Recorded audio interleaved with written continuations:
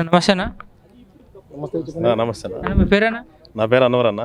మాది సత్రంపల్లి కానిస్టేంట్. వచ్చేసరికి రైతుల పరిస్థితి ఎలా ఉందండి? రైతుల పరిస్థితి దారుణంగా ఉందన్న. ఇంకా చెప్పాలంటే రేట్లు మొత్తం పెరిగిపోయి, మందు కట్టలు వాటి మొత్తం రేట్లు పెరిగిపోయి, నిత్యావసర సరుకుల ధరలు పెరిగిపోయి, పండించిన పంటలకి ధరలు లేక రైతు పరిస్థితి ఇంకా దారుణంగా ఉంది. రైతులకు అండగా ఉండటం కోసం రైతు భరోసా కేంద్రాలు ఏర్పాటు చేసి ఉన్నారు. దానివల్ల ఏమన్నా ఉపయోగం? దానివల్ల వాళ్ళకే ఉపయోగం అన్న, మిగతా వాళ్ళకి ఎవరికి ఉపయోగం లేదు. వైసీపీ వాళ్ళకే ఉపయోగం. అదేవిధంగా తీసుకుంటే ఇప్పుడు వచ్చేసరికి ప్రధానంగా వైసీపీలో ఎమ్మెల్యే టికెట్ కావాలంటే సంబంధించినంత వరకు జగన్ గారు అంటాం ఏంటంటే పవన్ కళ్యాణ్ గారిని కానీ, లోకేష్ గారిని కానీ, చంద్రబాబు గారిని కానీ తిరిగితే తప్ప ఎమ్మెల్యే టికెట్ ఏమైనా ఉన్నారంట. అది కరెక్టే. అదేవిధంగా చూసుకుంటే ఇప్పుడు వచ్చేసరికి ఎలా ఉంటుందంటారు ఈ సభ? మీ అభిప్రాయం? సభ బాగా సక్సెస్ 100% నెంబర్ 1గా సక్సెస్ అయింది సభ. ఉన్నటువంటి మైనార్టీలందరూ తెలుగుదేశం జనసేనకి మొగ్గు చూపరని చెప్పి అంటున్నారు. దాని మీద రాష్ట్రం గురించి, దేశం గురించి తెలిసిన అంశాలు తీసుకుంటే ఈరోజు బీజేపీతో పొత్తు కలుపుకోవడం రాష్ట్ర అభివృద్ధి కోసం మాత్రమే చంద్రబాబు గారు ఈరోజు బీజేపీతో కలవటం జరిగింది తప్ప ఈ ముస్లిమ్స్ విద్వేషాల గురించి కానీ అవి వేరే రకంగానే కలవటానికి అయితే కాదు. రాష్ట్ర అభివృద్ధి కోసం మాత్రమే బీజేపీతో టైప్ అయ్యారనేది భావన. అదేవిధంగా తీసుకుంటే ఇప్పుడు వచ్చేసరికి అభివృద్ధి అనేది ఎలా ఉందంటారు మీ నియోజకవర్గంలో? ఈ నియోజకవర్గం ఈ రాష్ట్రంలోనే అభివృద్ధి అనేది కుదురు పడింది. ఎక్కడ లేని పరిస్థితి కుంటి వాళ్ళు ఎలా అయితే ఉన్నారో ఈరోజు రాష్ట్ర అభివృద్ధి అనేది ఆరంభమైంది. కానీ అయినప్పటికీ ఈ రాష్ట్ర ప్రభుత్వం అభివృద్ధి చేస్తున్నాం అంటున్నారు. అభివృద్ధి అనేది ఎక్కడ జరగల. ఏ ఒక్క చోట కూడా అభివృద్ధి లేదు ఈ రాష్ట్రంలో. రైతుల పరిస్థితి అంటే ఈ రోజు మనం చూస్తూనే ఉన్నాం. పంట రాని పక్షంలో ఏమో ఆకాశం ఉంటుంది, పంట రాగానే చేతికి వచ్చేసరికి దిగులు పోతుంది. ఇది నిర్లక్ష్యం. గవర్నమెంట్ ప్రతిపక్షాల మీద చేసే ప్రయత్నాలలో భాగంగా దీనికి వచ్చి కేంద్ర ప్రభుత్వం ఆదుకున్నప్పటికీ ఈ రాష్ట్ర ప్రభుత్వం రైతులని పట్టించుకోవట్లేదు. ప్రధానంగా చూసుకుంటే రైతులకు అండగా ఉండడం కోసం చంద్రబాబు గారు స్టార్ట్ చేసిన పోలవరాన్ని పట్టించుకునే పరిస్థితి పడుతుంది. పోలవరం పట్టించుకోవడం చూశారు కదా, మీరు మీడియా వాళ్ళు చూసే ఉంటారు. గతంలో మేము చేసిన అభివృద్ధి చంద్రబాబు గారు చూశారు. గతంలో చూసుకుంటే దాదాపు 75% అభివృద్ధి చేసిన ఇప్పటికీ పోలవరం ఇప్పటికీ కనీసం ఒక 5% కూడా ఇప్పుడు దాకా ఈ 4-5 సంవత్సరాలు కూడా ఏది చేయలేకపోయారు. అదేవిధంగా చూసుకుంటే ఇప్పుడు వచ్చేసరికి ప్రధానంగా మీరు ఏమైనా ఆశలు అనుకుంటే దాన్ని ఒరిజినల్ డాక్యుమెంట్స్ ప్రభుత్వం దగ్గర ఉంటాయి. మేము చేసేది ఫీల్డ్ అదేనండి. ప్రస్తుతానికైతే ఈ రోజు భూమి కొనాలన్నా సరే ఈ రోజు వచ్చే డాక్యుమెంట్లను బట్టి కొనడానికి కూడా ముందుకు రావట్లా. ఎందుకంటే ఈ పత్రాలు అనేవి నాలుగు గీకోవడానికి పనికిరావు. ఒక కాంజెస్ట్ పేపర్ మాత్రం ఒకటి వస్తుంది, మిగతా పేపర్లు మాత్రం డొల్లా పేపర్లు అవి. ఈ రోజు చూసుకున్నప్పటికీ స్థలం తీసుకోవాలన్నా సరే ఈరోజు ముందుకు రావట్లా, ఎవరు రావట్లా. దీంట్లో ఒక చర్య అనమాట. స్థిరాస్తులు కొనుగోలు చేయడంలో కూడా ఈరోజు వెనకబడింది. అంటే కారణం ఏంటంటే ఈ రిజిస్ట్రేషన్ కాగితాల మీదే, అందువల్ల ముందుకు రావట్లేదు. అదేవిధంగా మద్యపాన నిషేధం చేస్తున్నారు. మద్యపాన నిషేధం అని చెప్పేసి అన్నాడు. ఈరోజు తాగుబోతుల మీద 30,000 కోట్ల రూపాయలు అప్పు తెచ్చిన ఘనుడు ఈ జగన్ రెడ్డి.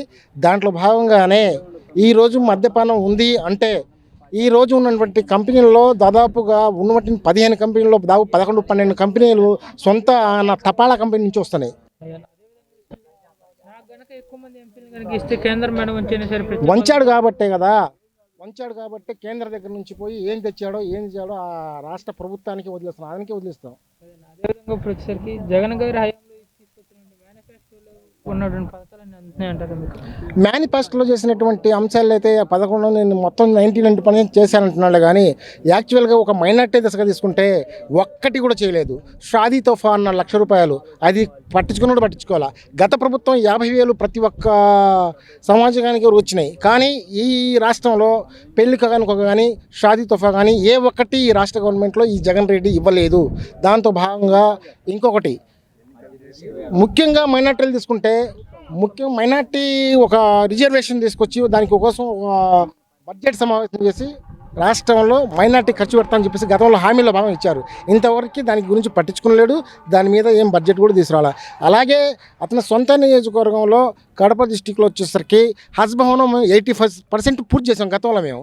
ఇప్పటికీ ఇతను ఒక 5,000 కాదు కదా, అక్కడ పిచ్చి చెట్లు మోసి అధ్వానం ఉన్న పరిస్థితి. అక్కడ 85% మేము గవర్నమెంట్ టీడీపీ గవర్నమెంట్ 2014 నుంచి మేము చేసాం. ఇప్పటికీ అతను ఉన్నటువంటి 15% కూడా ఈ రోజు కూడా ఒక్కటి కూడా చేయలేదు. అదేవిధంగా తీసుకుంటే ఇప్పుడు వచ్చేసరికి నిత్యావసర వస్తు ధరలు కూడా బాగా పెరిగిపోయినాయి. దాని మీద మీరేమంటారు? పెరిగిపోవటానికి కారణం ఏంది అంటే ఇప్పుడు నా వల్ల కాదు కేంద్రంతో అంటున్నాడు. కేంద్రంతో అంటున్నాడు. గతంలో ఇతను ప్రతిపక్షంలో ఉన్నప్పుడు బల్ల కొట్టి ఎక్కడో లేని రాష్ట్ర విధానంలో మన ఇండియా ఆంధ్రప్రదేశ్లోనే ఉందని చెప్పి భాగం కలుగుని సంకలు గుద్దుకున్నాడు. మరి ఈరోజు పెట్రోల్ ధర చూసుకున్నా సరే, నిత్యావసర ధరలు చూసుకున్నా సరే అధికంగా ఉన్నాయి. గత గవర్నమెంట్లో పామాయిల్ ప్యాకెట్ వచ్చేసరికి 50 నుంచి 60 రూపాయలు ఉంది. ఇదే పామాయిల్ ఈ జగన్ రెడ్డి గవర్నమెంట్లో 185 కూడా పోయింది. ఇప్పుడు ప్రస్తుతానికి 100 రూపాయలు, 95 రూపాయలు కూడా ఉంది. శరణంలో చూసుకున్న సరే అత్యవసర ధరలు ఒకటికి 2 పోయినాయి. ప్రతి ఒక్కటి కందిపప్పు కానీ, నిత్యావసరాలు మొత్తం దినుసులు, పప్పులు, నూనెలు, వంట గ్యాస్తో సహా. అదే విధంగా తీసుకుంటే పర్యాటక రంగంలో ఎంతవరకు అభివృద్ధి చెందిందంటారు మరి? అభివృద్ధి అనేది ఈ రాష్ట్రంలో లేదు. అభివృద్ధి అనేది లేదు. పర్యాటక రంగం కూడా ఈ రకంగా ఉందో. గత గవర్నమెంట్లో ఎన్ని వచ్చినాయి పర్యాటక కేంద్రంగా నిధులు కానీ అట్లా లెక్కలు ఉంటాయి కదా, ఆ లెక్కలతో పోల్చుకుంటే ఈ రోజు రాష్ట్రంలో పర్యాటకం కూడా మూతపడిపోయినాయి. సంబంధించినంత వరకు ఈ పర్యాటక శాఖ మంత్రి కూడా కృష్ణా జిల్లా ఇన్ఛార్జ్ మంత్రి కింద పనిచేస్తున్నారు రోజా గారు. అసలు పర్యాటక రంగాన్ని పట్టించుకున్నారు. పర్యాటక శాఖ మంత్రి ఎక్కడ ఉంటారో వాళ్ళకేది లేదు. తిరుపతిలో ఉంటుంది ఎక్కువ. ఎక్కడ ఉంటారో వాళ్ళకేది లేదండి. జబర్దస్త్ పొగరలో ఉంటుందో మరి ఎక్కడ ఉంటుందో తెలియదు. మరి తిరుపతిలో అదేనా. అదేవిధంగా చివరికి వచ్చేసరికి నిరుద్యోగుల పరిస్థితి ఎలా ఉందంటారు? అదేవిధంగా మన రాష్ట్రంలో ఎందుకని ఉద్యోగాలు రావట్లేదండి? నిరుద్యోగులు వచ్చేసరికి ఈ రాష్ట్రంలో వచ్చేసరికి గతంలో పోల్చుకుంటే ఈ రోజున ఉన్న మేనిఫెస్టోలో భాగంగా యువతకి ఇచ్చిన సందర్భాల్లో అతను ఏమీ చేయలేకపోయాడు. ముఖ్యంగా తీసుకుంటే ఉన్నటువంటి ఐటీ కంపెనీలు కానీ, ఇతర కంపెనీలు కానీ, బయట ప్రైవేట్ కంపెనీలు వచ్చినప్పుడు మనకి ఏదో ఒక ఉపాధి కల్పిద్ది. ఎంతో కొంత మినిమం 10th చదివినోడు కానీ కనీసం ఏదో ఒక ఉపాధి కలుగుద్ది. అలాంటి కంపెనీలు ఏమైనా వచ్చినాయి ఆ రాష్ట్రంలో? ఏమీ రాలేదు.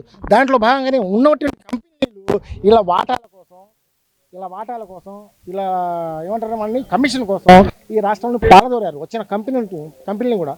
అందుకని చెప్పేసి ఈ గవర్నమెంట్లో అనేది యువతకి ఉపాధి లేదు, అన్నదాతలకి సక్రమైన ఎరువులు సకాలంలో అందిలేకపోయారు. ఇది ఏ గవర్నమెంట్ వస్తే ఎవరో ముఖ్యమంత్రి అయితే మన రాష్ట్రం అభివృద్ధి పదంలో నడుస్తుంది. రాష్ట్రానికి అభివృద్ధి పదంలో నడిపించాలన్నా, సంక్షేమంగా నడిపించాలన్నా సరే ఈ ఒకటే పార్టీ, తెలుగుదేశం పార్టీ ఈ రాష్ట్రంలో. దానికి అర్హుడు చంద్రబాబు నాయుడు గారు మాత్రమే. సంక్షేమంతో పాటు రాష్ట్రాన్ని అభివృద్ధి చేయాలన్నా సరే అతను ఒక్కడికి సాధ్యం.